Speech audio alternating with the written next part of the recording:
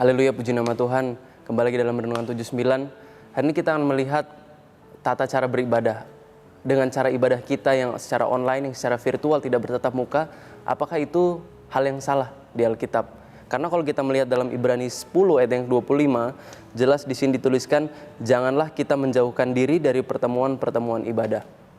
Nah, karena situasi pandemi, karena situasi corona ini, kita kembali lagi mengadakan ibadah online. Yang tadinya sudah offline, yang tadinya kita sudah bertatap dengan muka satu sama lain, akhirnya sekarang kita harus melakukan ibadah secara virtual lagi. Dan kemungkinan besar mungkin juga ibadah Natal nanti atau ibadah Tahun Baru tidak bisa kita adakan dengan pertemuan langsung di gereja.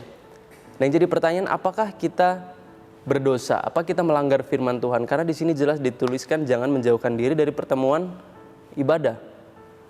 Kalau kita melihat dalam bahasa aslinya pertemuan ibadah itu tidak diragukan lagi kalau itu artinya adalah pertemuan yang dilakukan secara fisik, secara benar-benar di satu tempat, pertemuan yang dilakukan di satu gedung, pertemuan yang dilakukan bertatap-tatap muka, bukan secara virtual, bukan secara online. Jadi memang jelas pertemuan ibadah yang dimaksudkan itu adalah pertemuan secara langsung.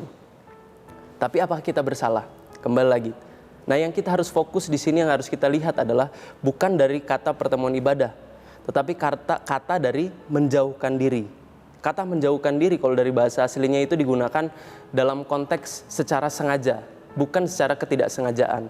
Nah, karena situasi seperti ini, situasi pandemi seperti ini, kita melakukannya bukan karena sengaja. Kata menjauhkan diri itu berarti benar-benar mengabaikan secara sadar, benar-benar saya tidak mau lagi beribadah, saya tidak mau lagi hadir dalam gereja. Itu baru salah. Ketika kita memiliki peluang untuk beribadah, ketika ibadah itu ada setiap minggunya kita bisa bertemu secara hari Minggu tetapi kita tidak ke gereja, itu baru salah. Tetapi kalau situasi tidak mendukung, situasi tidak bisa memungkinkan kita untuk bertatap-tatap dengan satu sama lain, maka hal tersebut bukan secara sengaja, melainkan secara tidak sengaja karena keadaan. Jadi kalau dikatakan apakah salah kita melakukan ibadah secara online, apakah kita salah melakukan ibadah secara virtual? Tentu tidak salah karena kita tidak melakukannya dengan sengaja. Nah, kalau misalnya kita melihat konteks ini, Tuhan itu melihat hati kita. Tuhan melihat kerinduan hati kita yang begitu mendalam. Ketika kita beribadah di rumah, ketika kita di rumah, Tuhan tahu seberapa dalam hati kita merindukan ibadah, seberapa dalam hati kita merindukan hadirat Tuhan. Nah, walaupun kita beribadah secara online, walaupun kita beribadah jauh antara satu dengan yang lain, esensi dari ibadah, nilai-nilai dari ibadah, itu yang tidak bisa dilupakan. Apa yang kita lakukan ketika kita beribadah bersama-sama dengan orang lain? Apa yang kita lakukan ketika kita datang ke gereja? Yang kita lakukan tentu kita memuji Tuhan, kita mendengarkan firman Tuhan, itu nilai-nilai ibadah tertulis dalam Ibrani 10 ayat 24 sampai 25. Ketika mereka berkumpul, ketika jemaat-jemaat Tuhan berkumpul di satu tempat, mereka saling memperhatikan satu sama lain, mereka saling mendorong satu sama lain, mereka saling menasihati satu sama lain. Dalam 1 Korintus 14 ayat 26 dikatakan, ketika mereka berkumpul, mereka mempersembahkan sesuatu. Entah itu pujian, entah itu pengajaran, entah itu firman, ada yang berbahasa roh, dan digunakan untuk membangun satu sama lain. Dan juga ketika mereka berkumpul, mereka melakukan perjamuan suci, mereka berdoa, dan mereka membagi-bagikan sedekah sambil memuji Tuhan. Ini adalah nilai-nilai ibadah. Walaupun kita jauh, walaupun kita tidak bertemu secara fisik, kita tidak bertemu secara langsung, nilai-nilai ibadah, esensi ibadah itu tidak boleh dilupakan. Jadi esensi ibadah itu adalah untuk saling memperhatikan satu sama lain, untuk mendorong satu sama lain, menasihati satu sama lain, menyanyikan pujian, membacakan firman Tuhan, berdoa, perjamuan suci, memberikan sedekah satu sama lain. Itu nilai ibadah. Untuk memudahkan, esensi ibadah, nilai-nilai ibadah bisa dibagi menjadi dua kategori. Untuk Tuhan dan untuk sesama. Ketika kita datang ke gereja, kita melakukan untuk Tuhan dan kita melakukannya juga untuk mendorong sesama. Ketika kita melakukannya untuk Tuhan, ketika kita datang menyembah Tuhan, yang pertama adalah esensi ibadah itu dibagi dua kategori, adalah untuk Tuhan dan untuk sesama. Nah, untuk Tuhan itu adalah kita menyanyikan puji-pujian. Kalau di gereja kita menyanyikan puji-pujian, lalu kita mendengarkan firman Tuhan, membacakan firman Tuhan, kita melakukan perjamuan suci dan berdoa. Kalau kita bisa berbahasa roh itu lebih baik. Lalu yang kedua adalah untuk sesama. Untuk sesama adalah untuk saling mendorong satu sama lain, menasihati satu sama lain, saling mendoakan dan saling memberikan bantuan. Nah, ini adalah esensi ibadah. Dan esensi ibadah ini kalau kita melihat, itu tidak hanya bisa dilakukan dalam gereja, tapi kita juga bisa melakukan dalam rumah. Kita bisa menyanyikan pujian di rumah kita, bersama pasangan kita, bersama anak-anak kita mungkin. Kita bisa membacakan firman satu sama lain. Dan setiap sebulan sekali kita melakukan perjamuan suci.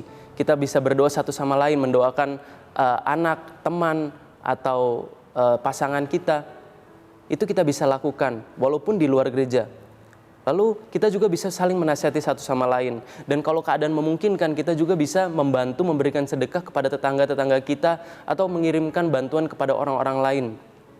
Itu bisa dilakukan. Dan kalau misalkan seandainya ada bisikan dalam hati kita, Tuhan membisikkan suatu nama dalam hati kita, kita bisa menelpon orang tersebut untuk kita doakan. Atau juga kita bisa mendoakan mereka dalam rumah. Jadi ini nilai-nilai ibadah yang tidak boleh dilupakan. Walaupun kita tidak beribadah di dalam gereja, tidak beribadah di dalam gedung, nilai-nilai ibadah tidak boleh dilupakan. Jadi kita bisa menyanyikan pujian, kita bisa mendengarkan lagu-lagu rohani sambil hati menyembah Tuhan. Itu pun dilihat Tuhan baik. Karena kita secara sekarang ini keadaan tidak memungkinkan kita untuk beribadah. Tuhan menyelamatkan gereja. Tetapi Tuhan bukan berarti Tuhan menyelamatkan gedungnya. Tuhan menyelamatkan setiap pribadinya. Dan setiap pribadinya itulah yang bertanggung jawab untuk beribadah. Jadi ibadah itu tidak tergantung oleh gedung. Memang pasti ada suatu perbedaan-perbedaan. Memang ada rasanya mungkin kejanggalan. Tetapi kita tidak melakukannya untuk diri sendiri. Kita melakukannya untuk Tuhan. Ketika kita beribadah, kita melakukannya untuk Tuhan. Dan Tuhan sekali lagi Tuhan melihat hati-hati yang rindu, dan hati-hati yang rindu itu tercermin dalam perbuatan mereka dalam menjaga nilai-nilai ibadah mereka. Ketika kita beribadah, ketika kita tetap beribadah di rumah, ketika kita tetap menjalankan nilai-nilai ibadah di rumah, kita tetap membacakan firman satu sama lain, menasihati satu sama lain, saling mendoakan satu sama lain, memberikan kasih, memberikan sedekah satu sama lain. Tuhan berkata dalam Maleakhi, mereka akan menjadi milik kesayanganku sendiri. Dan kamu akan melihat perbedaan antara orang yang beribadah kepada Allah dan orang yang tidak beribadah kepadanya. Keadaan di masa depan kita tidak bisa menjamin keadaan akan lebih menjadi baik. Tuhan mungkin pada saat-saat sekarang ini Tuhan sedang menguji iman kita. Tuhan sedang ingin melihat iman kita. Ketika kita di luar gereja, ketika kita jauh daripada gereja, lingkungan gereja, apakah kita masih bisa mempertahankan nilai-nilai ibadah? Itu yang akan Tuhan lihat. Dan Tuhan sedang memperkuat iman orang-orang di saat seperti ini. Kita tidak tahu apa yang akan terjadi di kemudian. Tidak bisa kita menjamin apa yang akan terjadi di kemudian hari akan lebih mudah bagi kehidupan kita. Tetapi kalau kita kuat sekarang, ketika kita tetap beribadah kepada Tuhan, ketika kita tetap teguh kepada Tuhan saat-saat seperti ini, saat-saat susah seperti ini, Tuhan pun akan menjamin keselamatan kita. Tuhan akan menjamin kehidupan kita. Tidak ada jaminan di masa akan datang, tetapi jaminan itu bisa datang daripada Tuhan. Dan jaminan itu bisa datang kalau kita tetap beribadah dan menjaga nilai-nilai ibadah itu dalam setiap kehidupan kita. Puji nama Tuhan, kita akan berdoa. Terima kasih Tuhan, terpujilah nama-Mu, Engkau Tuhan yang Maha Kuasa. Ya Tuhan, kuatkanlah iman kami, berikan kami kekuatan untuk terus menyembah, terus menanamkan nilai-nilai ibadah dalam kehidupan kami. Biarkan kehidupan kami berkenan di hadapan-Mu Tuhan. Tuhan, kami butuh perlindungan-Mu dan kami butuh tuntunan-Mu. Oleh sebab itu kami minta kuasa-Mu menaungi kehidupan kami. Dalam nama Tuhan Yesus Kristus, haleluya, amin.